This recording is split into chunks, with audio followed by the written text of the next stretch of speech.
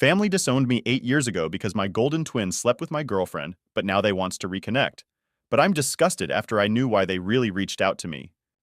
After being disowned 8 years ago, my family has invited me, my wife, 27, female and daughter, one female for Christmas after getting conflicted advice from my friends. One of my buddies told me to post my dilemma here to see what random internet strangers would say. I'm 25 male and youngest of 4 kids between my mom, 52 female and dad, 54 male. My siblings are fake names. Michael, 31 male, Sarah, 28 female, and my twin brother Carl, 25 male. For context, growing up I was the black sheep of the family, and I knew that from a very young age. You see, my family is full of athletes. My dad was a star basketball player for idiots who school. My mom played volleyball, Michael played soccer, Sarah played softball, and Carl was the star running back for the football team. I was never really interested in any of those physical sports, but rather, I was interested in archery, which my family called a wimpy sport. My parents were always invested in my siblings and rarely ever attended my events to the point where I basically had to beg for them to come to my tournaments between the ages of 14 to 16. I'd taken part in about 20 tournaments, while my parents only showed up to one. I was never neglected by them, but they were never emotionally there for me as they were for my siblings. And as a teenager, I resented that whenever I tried to bring this up to them, they would always call me an attention seeker. But however, this is not why I was disowned by my family. When I was 15, I began dating Amy, now 25 female, who was in the same rate as me at that time. After about 6 to 7 months of dating, I introduced her to my folks and my siblings, and they really liked her. I know I was young, but I could see myself having a future with her. Almost 3 years later, one of Amy's ex-friends told me that she had been cheating on me for a couple of months at a time. I didn't know who the guy was. But after confronting her, she told me that it was my twin brother. She basically told me that while at first she loved me, the love she had for my brother surpasses that. Later that day, when I confronted Carl at home, I was so enraged that I sucker punched him and knocked him out. I admit that I should have not gotten violent, but years of resentment towards him and the rest of the family just burst open.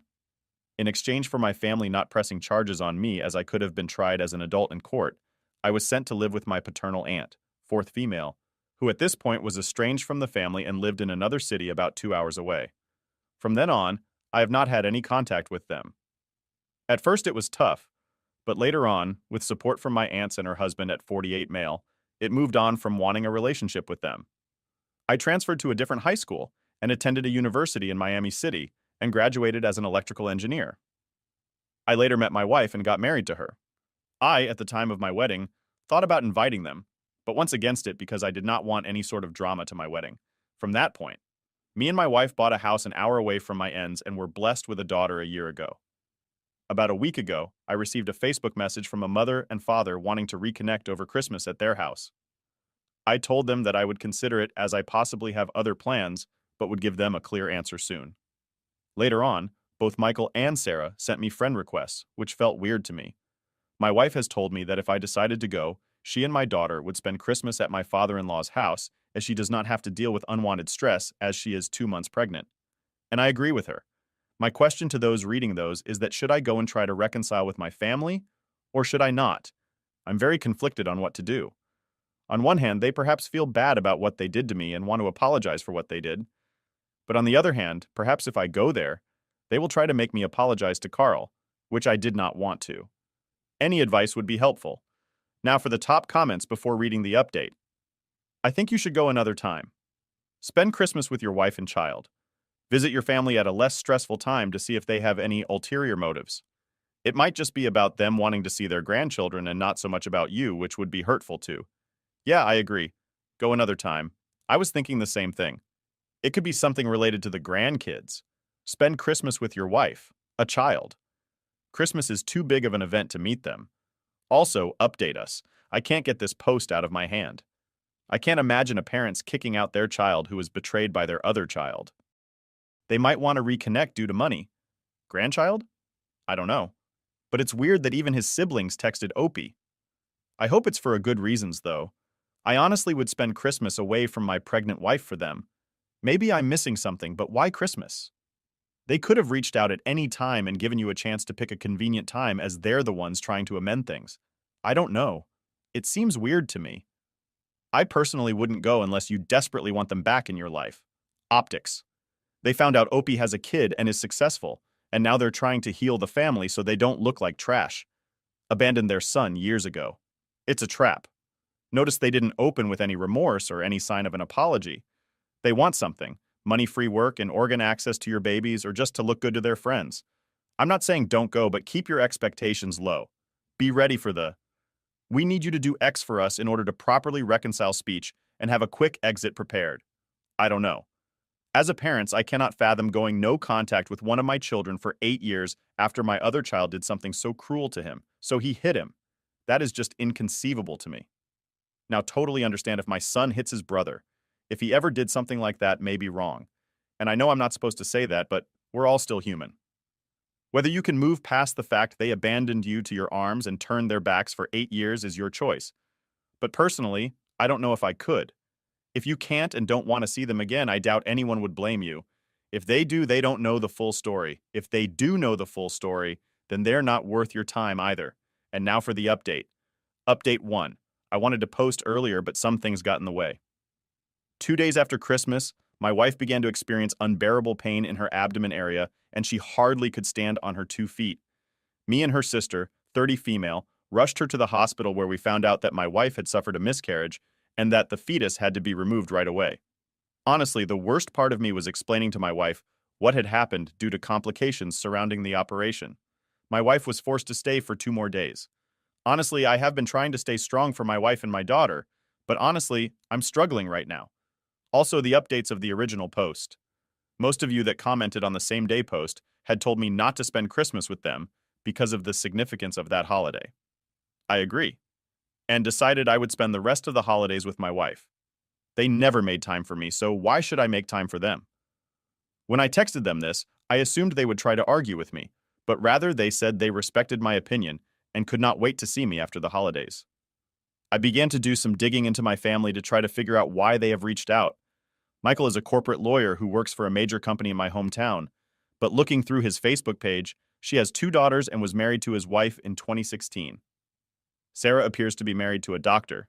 She herself, 8 years ago, is studying to be a nurse, and they have a son together.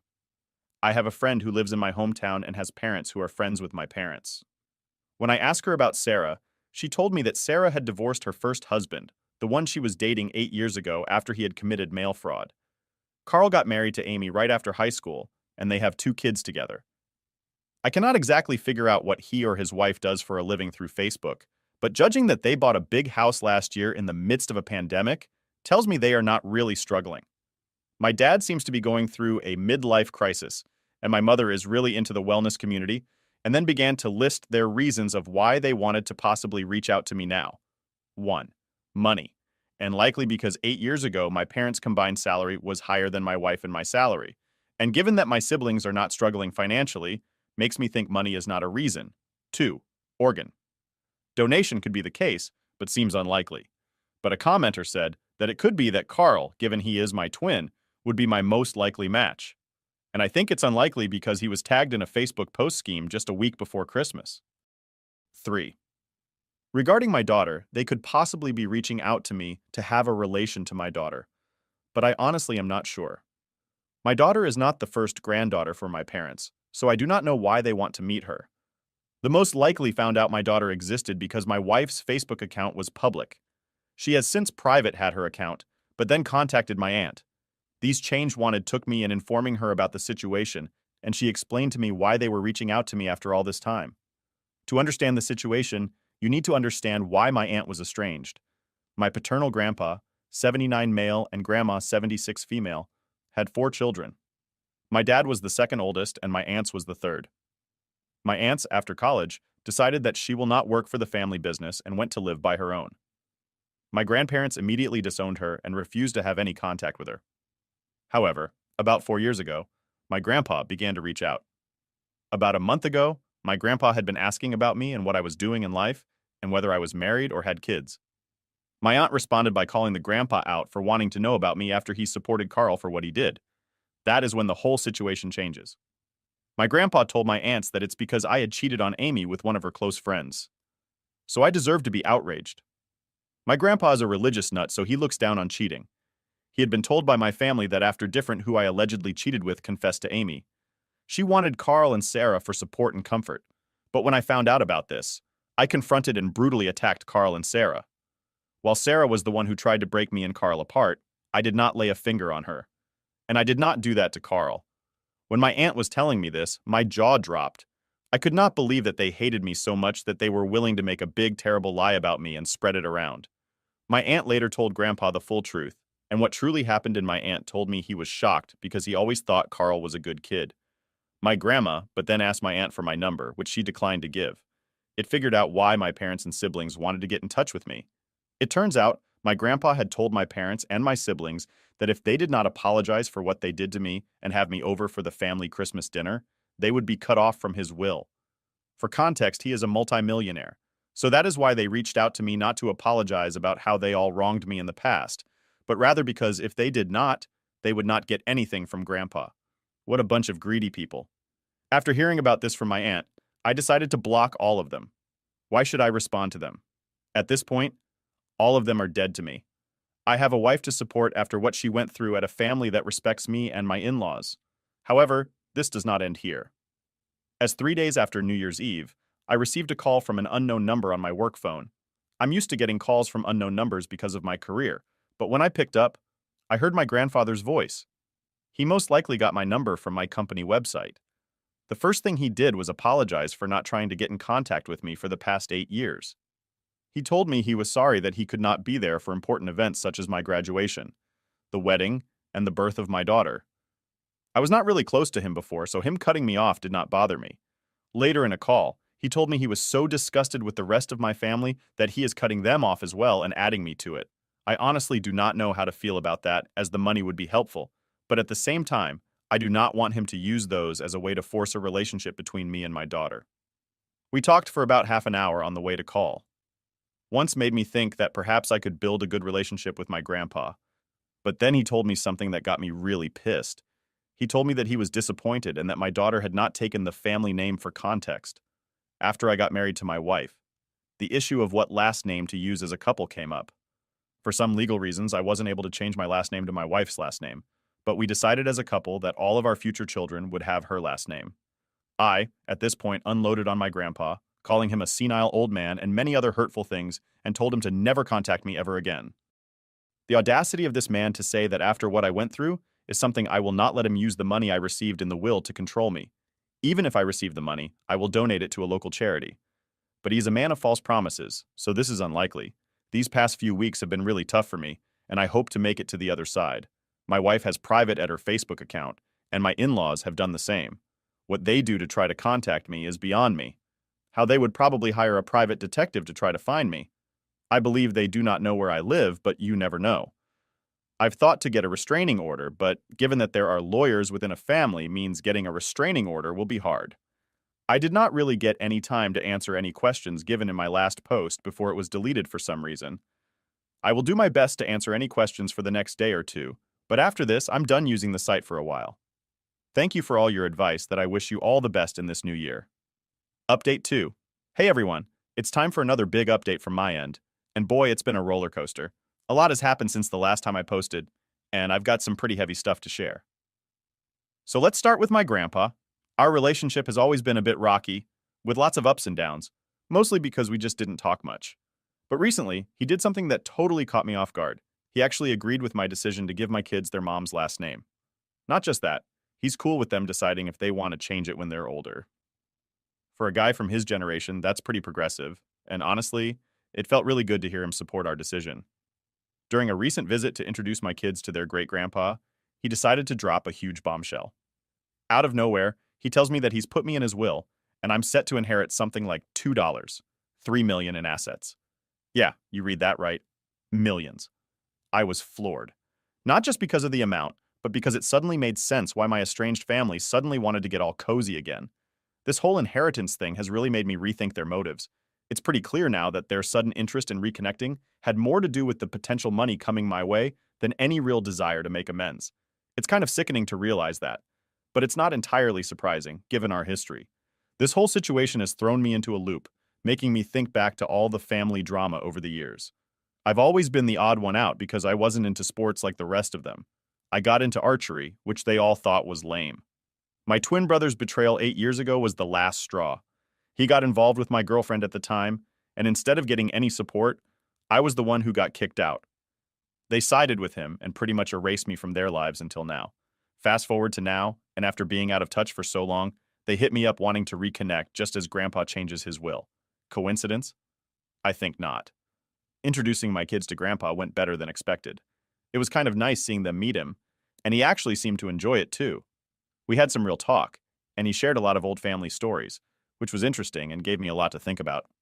But it's tough to shake off the feeling that there's always some angle or hidden agenda with my family. Now, I've got to figure out what to do next. How do I handle this inheritance? Do I even want to dive back into the family drama pond because of the money? And how do I deal with Grandpa's newfound interest in my life without feeling like it's all just because of the will?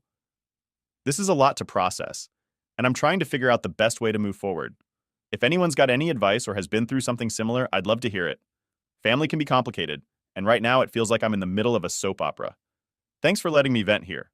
This community has been a great support through all of this craziness. I'll keep you all posted on what happens next. Here's to hoping for less drama and more peace in the future. Update 3.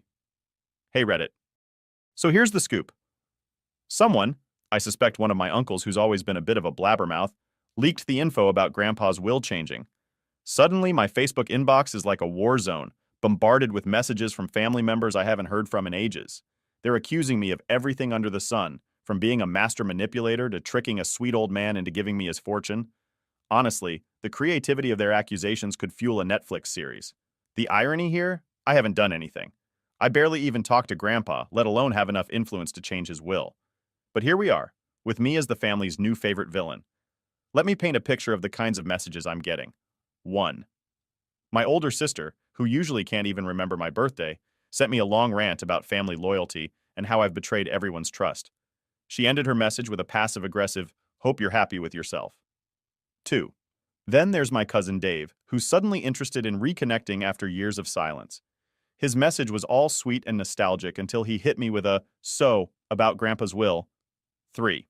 And let's not forget Aunt Linda, who straight up accused me of using dark magic, her words not mine, to influence Grandpa. I didn't know whether to laugh or be offended. Honestly, the audacity and the theatrics of it all have turned into my new form of entertainment. My wife and I have started taking bets on who's going to say what next. Will Uncle Joe claim I brainwashed Grandpa with some high-tech gadget? Will Cousin Sarah start a Facebook group to save Grandpa from my clutches? The possibilities are endless and bizarrely amusing. Here's the thing. This whole fiasco has really put things into perspective. Watching my family lose their minds over money has just reaffirmed why I stepped back from them in the first place. There's something liberating about seeing their true colors on full display. It's like confirmation that I made the right call by keeping my distance. Plus, it's not about the money for me. I've built a life that I'm proud of, far away from the family's toxicity. I have a beautiful wife, great kids, and a peaceful home. No inheritance can top that, no matter how many zeros are attached. Grandpa, for his part, seems oblivious to the chaos he's sparked. Or who knows, maybe he planned this as a final test to see who's who in the family zoo. Last I heard from him, he was just concerned about making his peace, setting his affairs in order, and making sure I knew he supported me. It's weirdly touching, even if it's caused a hurricane of family drama. For now, I'm just sitting back and watching how this all unfolds. I'm keeping records of all the messages, partly for legal cover if things get nastier, and partly because you never know when you'll need a good laugh at the absurdity of it all. As for responding, I'm staying out of it. No messages, no calls, no engagement. Like watching a soap opera where you root for the chaos, but stay safely on your couch. Thanks for letting me vent and for all the advice you guys have offered in the past. It's been a wild ride, and somehow sharing it here makes it a bit easier to handle. I'll keep you posted if anything else crazy happens, but for now, I'm just enjoying the peace that comes with having my priorities straight. Catch you all on the next update. Update 4. Hey everyone. A few of my family members have officially crossed into uncharted territory. They're suing me. The reason? They believe that because my children don't have the family surname, I shouldn't inherit from Grandpa. Their argument hinges on a bizarre interpretation of family legacy and entitlement, which, frankly, is just a thinly veiled attempt to get their hands on Grandpa's money. But that's not all. They're also challenging the validity of Grandpa's will by questioning his mental health. According to them, only someone not in their right mind would leave a significant portion of their estate to someone whose kids don't carry the family name. They're painting a picture of me as some kind of master manipulator who tricked a vulnerable old man into writing them out of the will. Grandpa was absolutely furious when he found out about the lawsuit. Despite his age, he's got a fire in him that I've always admired. He called me up, fuming, and assured me he had everything under control. "I've got a good lawyer, and I'm not about to let these greedy opportunists tear my family apart," he declared. It was both reassuring and sad to hear him so worked up over his own family's actions. He's now fully engaged in this battle, actively working with his lawyer to defend his decision and prove his mental competence. He's made it clear to everyone that his will reflects his true wishes and that he made those decisions with a clear and sound mind. This lawsuit has thrown the family into chaos. Some members who were initially on the fence have now chosen sides, with most aligning against me, driven by either greed or spite. The few who remain neutral are staying out of the fray, but the tension at family gatherings, not that I attend these, is reportedly through the roof. The reactions to Grandpa's staunch defense of me and his will have been varied. Some are shocked that he's taking such a firm stand, while others are angry and doubling down on their claims. It's like watching a family implode in real time. On the legal front, things are looking pretty solid for us. Grandpa's lawyer is one of the best in the business, and he's been thorough in documenting Grandpa's mental fitness and the clarity of his intentions when he revised his will. They've gathered statements from his doctor, friends, and other family members attesting to his mental acuity. We've also been preparing for the possibility that this could drag out. The lawyer has been very proactive, organizing our defense and ensuring that every possible angle is covered. It's been a lot of meetings, a lot of paperwork, and a lot of strategy sessions, which are surprisingly draining. This whole ordeal is taking its toll on everyone. For me, it's been a whirlwind of stress, frustration, and disbelief. Watching my family turn against me over money has been disheartening but also eye-opening. My wife has been my rock, helping me navigate these turbulent waters and keeping our home life as normal as possible for our kids. Grandpa, meanwhile, is both angry and heartbroken. It pains him to see his family divided like this, but he's also determined not to let greed win. He spends a lot of time with his lawyer, making sure everything is ready for whatever comes next. Update 5. Hey everyone. So the big news. We won the case, and not just a simple win. It was a landslide. The judge dismissed my family's claims against Grandpa's will, stating clearly that there was no evidence of any manipulation on my part, and that Grandpa was completely of sound mind when he made his decisions. But here's the kicker. Because their claims were deemed so baseless and frivolous, the court also ordered them to pay both Grandpa's and my legal fees. Talk about a twist. You'd think that losing the case and having to cough up money for our legal expenses would make my relatives rethink their actions, but it only led to the next act of this saga. Shortly after the verdict, several family members started showing up, literally coming to my door and calling me non-stop, begging for forgiveness. They wanted me to somehow convince Grandpa to reconsider and put them back in his will. It was a total 180 from their previous aggression and entitlement. I've got to say, telling them to buzz off was one of the most satisfying moments of my life. After years of being the black sheep and then being dragged through a legal nightmare, I had no sympathy left for their pleas. I made it very clear that not only would I not advocate for them with Grandpa, but they were also no longer welcome in my life in any capacity. The bridges were burned, and I was the one holding the match this time. Grandpa was just as resolute. When he heard about their latest antics, he scoffed and said he had no intention of rewriting anything in his will. "Let them learn the hard way," he told me over the phone, his voice firm, but I could hear the fatigue. The whole ordeal had taken its toll on him too, but he was relieved to see justice served and to know that his real intentions were upheld. This whole experience has been eye-opening. I've learned that family isn't always defined by blood but by actions and respect. My true family, the people who stood by me through all of this, consists of my wife, my kids, Grandpa, and a few loyal friends. Everyone else is just background noise. Now with the lawsuit behind us, I'm focusing on the future. We're planning a little getaway to decompress and celebrate the victory, just me, my wife, and the kids. As for Grandpa, I've promised to visit more often with the kids, so he can enjoy his great-grandchildren without the shadow of family greed looming over us. Thanks to all of you for the support and advice throughout this battle. It's been a wild ride, and sharing it here has been incredibly therapeutic. I'll pop in with updates now and then, but hopefully, my future posts will be about more joyful and less dramatic adventures. Take care, and remember, sometimes standing up for yourself means standing against others, even if they're family. Update 6. Hey everyone, I'm writing this update with a pretty heavy heart. Some of you have been following my family saga for a while now, and unfortunately, things have taken yet another dramatic turn. My grandpa, who was a central figure in my life in recent stories, has passed away, it's been a rough time, but not just because of the grieving process. True to form, the family drama didn't pause to give us a breather. My grandpa recently passed away after a brief illness. It wasn't entirely unexpected given his age, but it's still a hard hit. Among his final arrangements, he left behind a personal letter for me, which was both touching and clarifying. In it, he expressed deep regret for the years we lost when we were estranged and explained some of the reasons behind his decisions. He apologized for not being there when I needed him and expressed how proud he was of the person I've become, despite the family chaos. The letter is something I'll always hold dear. It was written in his meticulous handwriting, each word carefully chosen, and it provided a lot of closure on issues that had bothered me for years. It was Grandpa's way of making peace, and I'm grateful for that. As executor of his will, I had a front row seat to the unfolding drama once his will was publicly read. Grandpa was quite wealthy, and he left a substantial inheritance to me, acknowledging in his will that this was both a gesture of love and a means to make amends. You'd think that after the recent court battle, which affirmed Grandpa's mental competence and right to decide on his estate as he saw fit, my relatives would step back. Well, think again. Almost immediately, my phone started blowing up with messages and calls. Relatives who hadn't bothered to check in on Grandpa or me for years were suddenly keen to express their grief and family solidarity. But it didn't take long for their true motives to surface.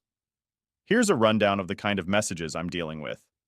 A cousin I haven't seen in over a decade messaged me about how they're struggling with mortgage payments and how a small help from the inheritance could save their family home. An aunt who famously declared I'd never amount to anything suddenly recalled our close childhood bond. She hinted heavily that investing in her failing business would be what Grandpa wanted, as it would keep the money in the family. My younger brother, who sided with others during the lawsuit, sent a long, rambling email about how unfair it was that I was hoarding family resources that could benefit everyone. I've had to be firm, maybe even harsh.